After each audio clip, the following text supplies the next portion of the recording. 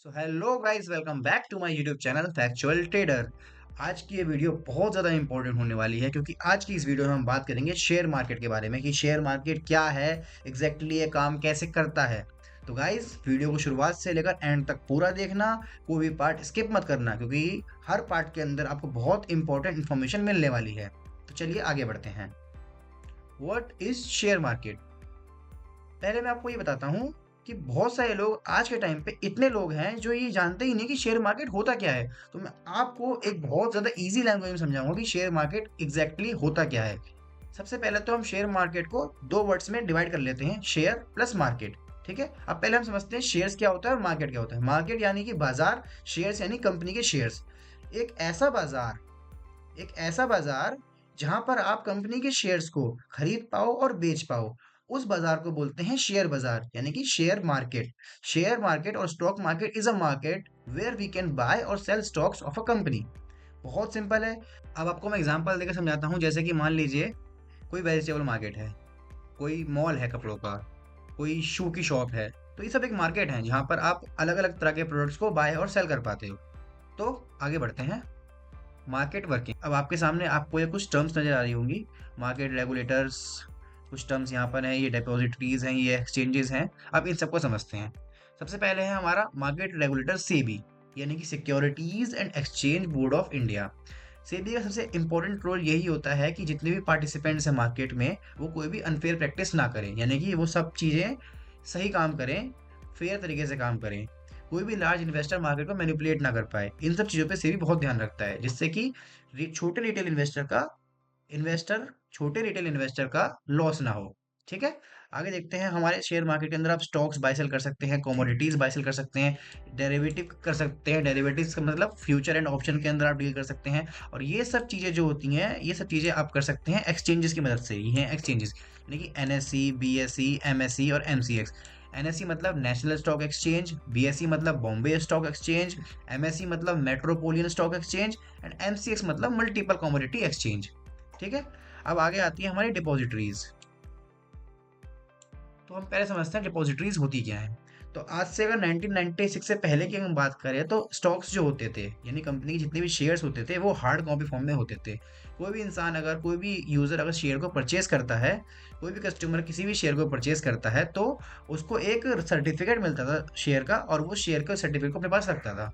क्या होता था, एक कंपनी के एक दो स्टॉक या एक दो शेयर तो होते नहीं थे, लाखों में शेयर्स होते थे। अब हर शेयर का रिकॉर्ड रखना, वो रिकॉर्ड तो रख लेते थे। अब एक कंपनी के लाखों शेयर होते हैं। ठीक है, अब कोई यूजर उन्हें परचेज करता है, कुछ कुछ लोग बहुत जगह वो बढ़ जाते हैं, तो उनको रिकॉर्ड रख पाना बहुत ज़्यादा मुश्किल हो जाता था। कुछ लोग से वो खो जाते थे, कुछ लोगों से वो डिस्ट्रॉय हो जाते थे। तो इसीलिए डिपॉजिटरीज को लेके आए, ताकि डिपॉजिटरीज की मदद से जितने भी कंपनी के शेयर्स हैं उनको हम डीमटेरियलाइज कर पाएँ, यानी कि हार्ड कॉपी से इलेक्ट्रॉनिक फॉर्म में आ पाएँ, ताकि जो शेयर्स हैं उनका ईजिली और अच्छे से रिकॉर्ड मेंटेन हो सके। तो हमारे इंडिया के अंदर करेंटली दो डिपॉजिटरीज हैं, एक है एनएसडीएल, एक है सीडीएसएल। एनएसडीएल जो है एनएससी के ऊपर काम करता है, ठीक है, और सीडीएसएल जो है वो बीएससी के ऊपर काम करता है। आगे है हमारे अदर इंटरमीडियरीज, जैसे कि स्टॉक ब्रोकर। स्टॉक ब्रोकर आपको पता है ना, कि जो भी डीमेट अकाउंट होल्डर्स होते हैं, जो भी डीमेट अकाउंट आपको ओपन करते हैं, ये सब स्टॉक ब्रोकर्स होते हैं। म्यूचुअल फंड्स, जैसे कि म्यूचुअल फंड का रोल ये होता है कि कोई भी एक कंपनी कुछ स्टॉक्स के लिस्ट इकट्ठा करती है और उन स्टॉक्स के ऊपर निवेश करती है, रिटेल इन्वेस्टर से पैसा लेकर। और आगे है हमारा इन्वेस्टमेंट एडवाइजर, यानी कि जो आपको इन्वेस्टमेंट की एडवाइस करते हैं, वो इन्वेस्टमेंट एडवाइजर कहलाते हैं। ठीक है, अब आगे बढ़ते हैं। द रेगुलेटर, थोड़ा सेबी के बारे में थोड़ा और पढ़ लेते हैं। Regulator is the head of the system, only they will decide what needs to be done. यानी रेगुलेटर जो होता है वही सिस्टम का हेड होता है और वही डिसाइड करता है क्या होना चाहिए। ठीक है, तो हमारे इंडिया के अंदर स्टॉक मार्केट का रेगुलेटर है, उसको हम बोलते हैं सेबी, यानी कि securities and exchange board of India. तो हमारे सेबी का जो मेन ऑब्जेक्टिव होता है वो होता है कि to promote the development of stock market, stock exchanges. हमारे सेबी का जो मेन ऑब्जेक्टिव्स होते हैं वो कुछ ऐसे हैं कि स्टॉक एक्सचेंजेस को डेवलप करना, टाइम टू टाइम उन्हें प्रमोट करना, नई नई सर्विसेज उनके अंदर ऐड करना, ताकि जितना भी काम जो भी काम चल रहा है स्टॉक एक्सचेंजेस के अंदर वो और बेहतर और बड़े तरीके से हो पाए। Protect the interest of retail investor, retail investors होते हैं, उनके जो इंटरेस्ट को सेबी प्रोटेक्ट करता है ताकि उनका लॉस ना हो। Regulate the activities of market participants and financial intermediaries. और ये मार्केट जो पार्टिसिपेंट्स होते हैं, इनकी भी जो एक्टिंग होती है, इनके जो एक्ट्स होते हैं, इनकी जो एक्टिविटीज होती हैं, उनको भी सेबी रेगुलेट करता है ताकि ये कुछ अनफेयर प्रैक्टिस ना करें। इसके कुछ पॉइंट्स हैं आपके सामने ये, तो इन पॉइंट्स को हम थोड़ा डिस्कस कर लेते हैं। The stock exchanges BSE and NSE conduct it's business Fairlie. तो सेबी ध्यान रखता है जो स्टॉक एक्सचेंजेस हैं एनएसई और बीएसई, वो अपने बिजनेस को फेयरली कर रहे हैं या नहीं कर रहे हैं। स्टॉक ब्रोकर्स एंड सब brokers conduct their business Fairlie.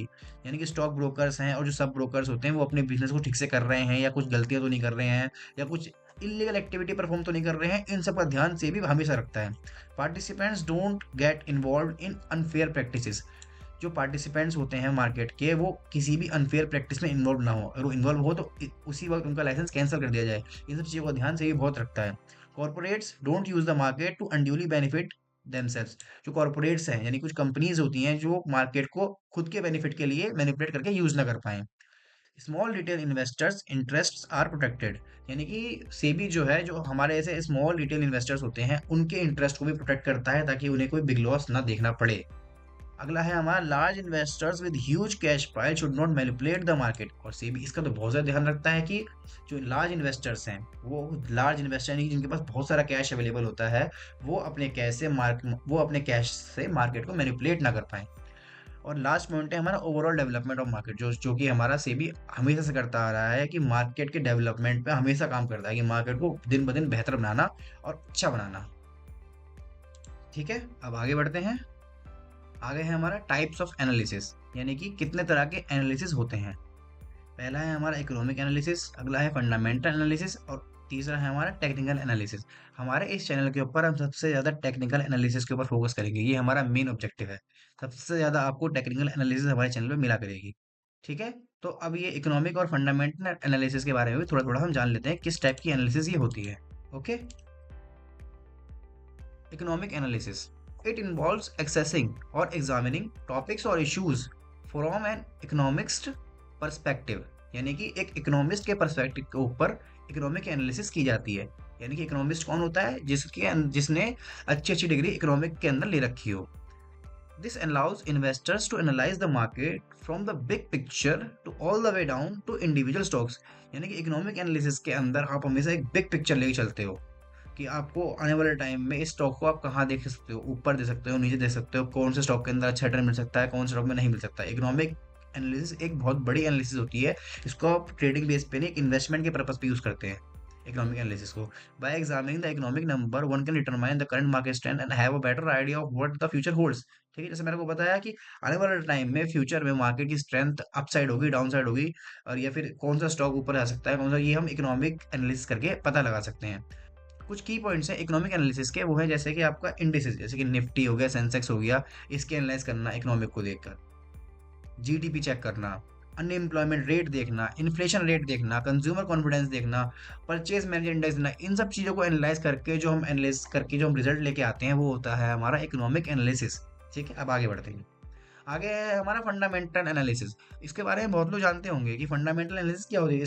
इसके अंदर क्या है, हम कंपनी के स्टॉक को बहुत अच्छे से एनालाइज करते हैं, उसके सारे प्रमोटर्स का होल्डिंग एनालाइज करते हैं, उसके अंदर हम ये चेक करते हैं कि स्टॉक अंडर वैल्यू तो नहीं है, ओवर वैल्यू तो नहीं है, स्टॉक अभी कैसा परफॉर्मिंग में है, प्रॉफिट क्या है कंपनी का, रेवेन्यू क्या जनरेट कर रही है कंपनी, हर साल लॉस मेकिंग है या नहीं। ये सब चीज़ें फंडामेंटल एनालिसिस के अंदर एनालाइज करते हैं किसी भी स्टॉक का। तो ये है हमारा फंडामेंटल एनालिसिस। इसके अंदर आपको समझ में आएगा कि हम एक स्टॉक के सारे रेवेन्यूज, प्रॉफिट्स एंड लॉसेस, सब चीज़ चेक करने के बाद ये पता लगाते हैं कि हमें स्टॉक के अंदर इन्वेस्ट करना चाहिए या नहीं करना चाहिए। ठीक है, अगला है हमारा टेक्निकल एनालिसिस। तो जैसे मैंने आपको बताया, हमारे इस चैनल पे टेक्निकल एनालिसिस जो है वो हमारा सबसे मेन टर्म है। यानी कि हम टेक्निकल एनालिसिस बहुत ज़्यादा करेंगे हमारे चैनल पे। टेक्निकल एनालाइज करके ही ऑप्शन ट्रेडिंग क्या करेंगे, टेक्निकली एनालाइज करेंगे हर चीज़ को, और टेक्निकल एनालिसिस को बहुत अच्छे से सीखेंगे। और मैंने आपको थोड़ा बेसिक बताया था टेक्निकल एनालिसिस आखिर होता क्या। It focuses on the stock market rather the company. Technical analysis के अंदर कंपनी से कोई फर्क नहीं पड़ता है, कंपनी क्या है क्या नहीं है, हम बस स्टॉक मार्केट पे देखते हैं और प्राइजेशन पर देखते हैं, प्राइजेशन किस तरह से मूव कर रहा है, कैसे मूव कर रहा है। It seeks to predict price movement by examining historical data, mainly price and volume. यानी कि हम हिस्टोरिकल डेटा को देखकर प्राइस और वॉल्यूम के ऊपर ध्यान देते हैं और टेक्निकल एनालाइज करके अपने ट्रेड्स को प्रॉफिटेबल बनाते हैं। ओके, तो टेक्निकल एनालिसिस क्या होती है कि प्राइस एक्शन को देखकर, हिस्ट्री को देखकर, प्राइस को देखकर, वॉल्यूम को देखकर और कुछ इंडिकेटर्स को फॉलो करके हम टेक्निकली एनालाइज करते हैं, चार्ट पैटर्न को फॉलो करते हैं। उसके बाद देखते हैं कि हमारी मार्केट आने वाले टाइम में या फिर हमारा स्टॉक आने वाले टाइम में अपसाइड हो सकता है, डाउन साइड हो सकता है। हम ये चेक कर सकते हैं हमारी मार्केट बुल पीरियड में है, बेयर पीरियड में है या कंसोलिडेशन पीरियड में है। ये सब चीज़ें हम टेक्निकल एनालिसिस को देख के आसानी से पता कर सकते हैं। ठीक है, इन सब चीज़ों के बारे में हम और आगे पढ़ेंगे। जब आप और वीडियोस को देखोगे तो आपको समझ में आएगा कि टेक्निकल एनालाइज करके हम कैसे पता लगा सकते हैं मार्केट बुल पीरियड है, बेयर पीरियड है। ठीक है, आगे बढ़ते हैं। अगला है हमारा price chart, candle stick charts. ये मैंने इसमें थोड़ा सा एक कंटेंट ऐड किया है कैंडल स्टिक के ऊपर कि आने वाले टाइम में हम पूरा कैंडल्स के ऊपर और चार्ट्स के ऊपर ध्यान देंगे। मैं कैंडल्स के ऊपर जो बात करूँगा आने वाले टाइम में, तो आपको समझ आना चाहिए कैंडल्स का हाई पॉइंट क्या है, ओपन पॉइंट क्या है, क्लोज पॉइंट क्या है। तो मैं आपको थोड़ा समझाता हूँ कैंडल्स कैसे बनती हैं मार्केट के अंदर और उसका ओपन क्लोज क्या होता है। ऐसे आपको ये पिक्चर आप देख लो क्लियरली, आपको काफ़ी हद तक समझ में आ जाएगा कि कैंडल जब यहाँ ओपन हुई थी, यहाँ से कैंडल ओपन होती है और ओपन होने के बाद ऊपर जाती है, फिर थोड़ा नीचे आती है, नीचे नीचे आती जाती है और हल्का सा ऊपर आके यहाँ पे क्लोज दे देती है अपना। ठीक है, तो कैंडल यहाँ ओपन हुई और अपने क्लोज उसका नीचे था, ओपन से क्लोज उसका ओपन से नीचे था, तो इसलिए वो कैंडल रेड बनी।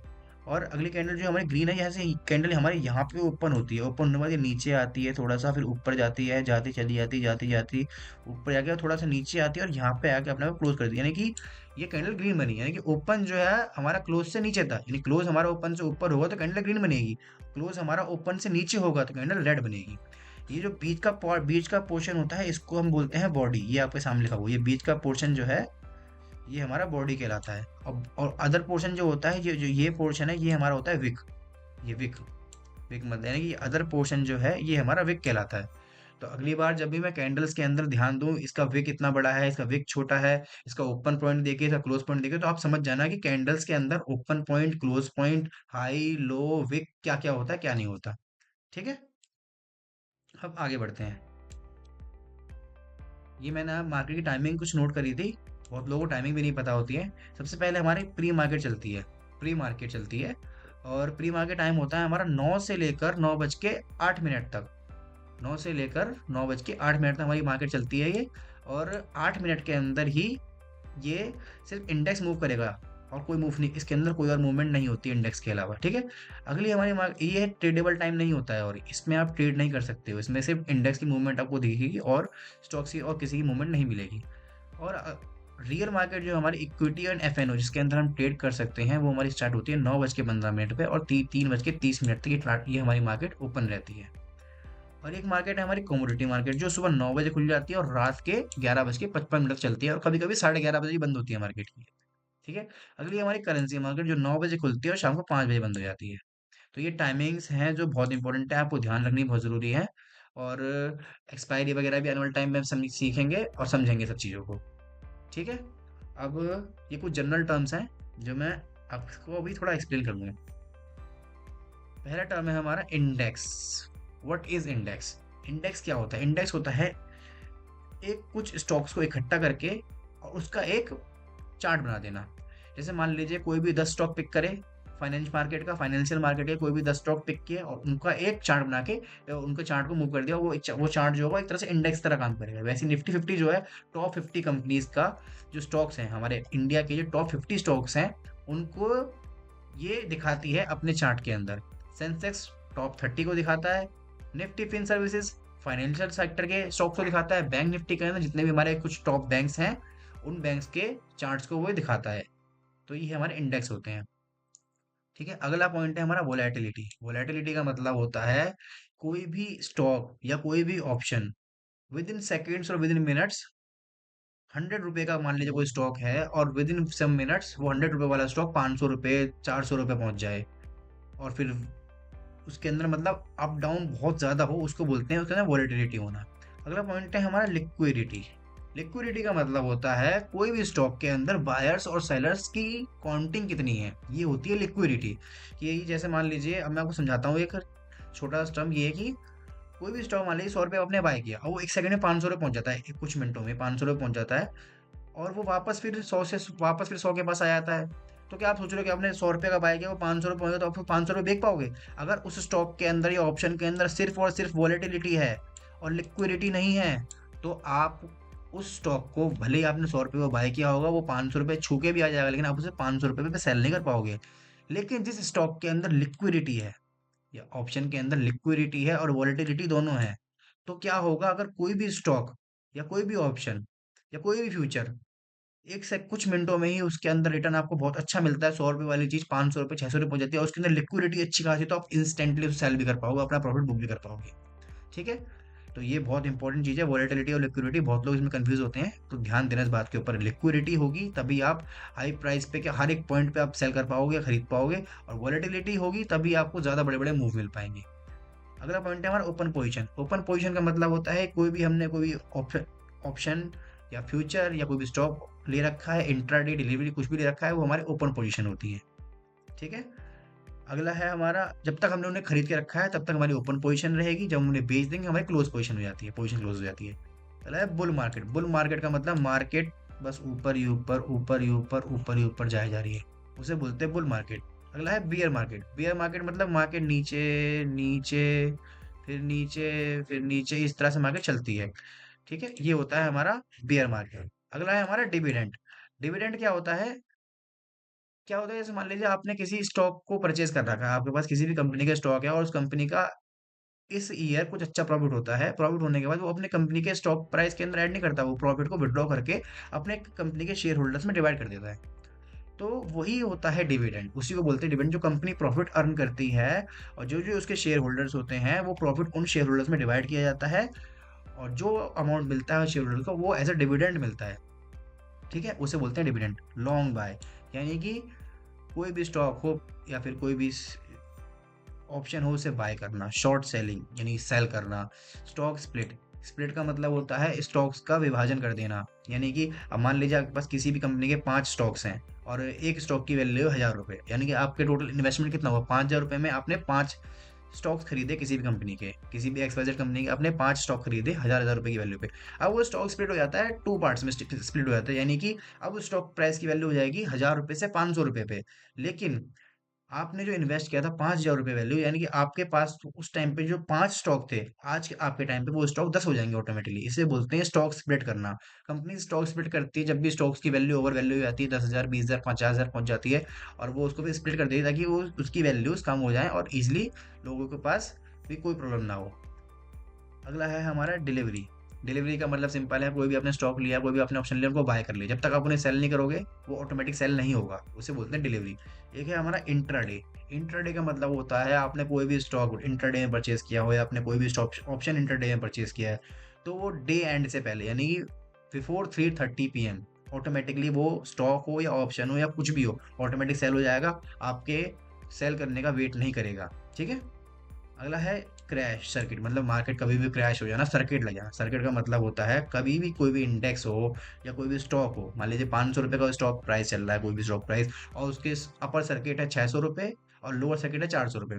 अगर 500 रुपये वाला stock price with in same day 500 रुपये से 400 रुपये आता है, तो लोअर सर्किट उसका हिट हो जाएगा, तो उसके बाद इसको हम बोलेंगे स्टॉक क्रैश हो जाना, सर्किट लग जाना, लोअर सर्किट लग जाना, और वो स्टॉक फिर ट्रेडेबल नहीं होता है उस दिन में। अगला पॉइंट है हमारा आईपीओ, जिसे बोलते हैं इनिशियल पब्लिक ऑफर। कोई भी नई कंपनी अपने स्टॉक प्राइस को शेयर मार्केट के अंदर लिस्ट करवाती है, लिस्ट करवाने से पहले उसे अपनी कंपनी अपने शेयर्स का आईपीओ लॉन्च करना होता है मार्केट में। उसी को बोलते हैं इनिशियल पब्लिक ऑफर।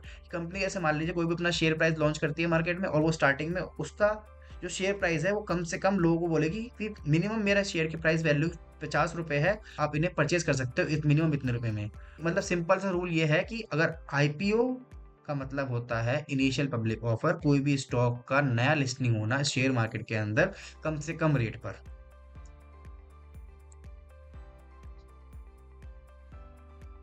तो आज की वीडियो के लिए इतना ही। Thank you for watching our video.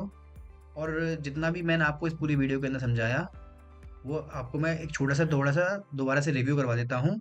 और इस वीडियो को और लंबा नहीं करते हैं, क्योंकि और लंबा करेंगे तो और भी बहुत सारे कंसेप्ट है जो अभी क्लियर नहीं हुए हैं, तो हम आने वाली वीडियोस में उन कंसेप्ट को भी क्लियर करेंगे। तो हम पहले जो हमारे इसको एक बार दोबारा से रिव्यू ले लेते हैं। तो हमने सबसे पहले समझा था कि शेयर मार्केट क्या होता है, जहाँ पे हम शेयर्स को सेल और बाय कर सकते हैं जिस मार्केट में, उसको बोलते हैं शेयर मार्केट। बहुत आसान समझाया था मैंने आपको, बहुत ईजी लैंग्वेज में। उसके बाद में मार्केट वर्किंग देखा, मार्केट के अंदर कुछ टर्म्स थे वो देखे हमने। जैसे कि आपका हमने ये देखा था सेबी के बारे में हमने जाना, डिपॉजिटरीज के बारे में जाना, कितनी डिपॉजिटरीज होती हैं, कितने एक्सचेंजेस होते हैं, और ये चीज़ें हमने आज इस वीडियो के अंदर जानी। और हमने सेबी के बारे में थोड़ा और डीपली पढ़ा, सेबी के सारे काम करने के तरीके को जाना, सेबी किन कामों पे ज़्यादा ध्यान देता है, उन सब पॉइंट को हमने ध्यान दिया। हमने एनालिसिस देखी, कितने टाइप की हमारी एनालिसिस होती हैं, और उन एनालिसिस को थोड़ा थोड़ा समझा भी। इकोनॉमिक एनालिसिस, टेक्निकल एनालिसिस के बारे में भी जाना, और मैंने बताया भी आपको कि आने वाली वीडियोस में टेक्निकल एनालिसिस के ऊपर सबसे ज़्यादा बात की जाएगी हमारे इस चैनल के ऊपर। हमने कैंडल स्टिक को थोड़ा समझा कि कैंडल्स कैसे बनती हैं, कैसे फॉर्म होती हैं, और मार्केट की टाइमिंग देखी, कौन कौन सी मार्केट किस किस टाइम ओपन और किस टाइम क्लोज होती है। कुछ इन जनरल की टर्म्स हैं, मैंने कुछ टर्म्स को थोड़ा एक्सप्लेन किया हमारे वीडियो के अंदर। ठीक है। और अगर आज की इस वीडियो में जो भी हमारा था, मैंने छोटा सा रिव्यू आपको दे दिया है। और आज की इस वीडियो में अगर कुछ भी ऐसा पॉइंट हो जो आपको समझ में ना आया हो, तो आप कमेंट कर सकते हैं। मैं नेक्स्ट वीडियो के अंदर उस टॉपिक को दोबारा से कवर करूंगा, या कुछ ऐसा समझाने का तरीका मेरा सही ना लगा हो तो वो भी आप बता सकते हैं। और कुछ भी कमी हो इस वीडियो के अंदर आज की, तो आप कमेंट करके जरूर बताएं, ताकि उन कमियों को आने वाली वीडियो में हम सुधार पाएं। Thank you. Till then keep learning and keep trading on the basis of facts.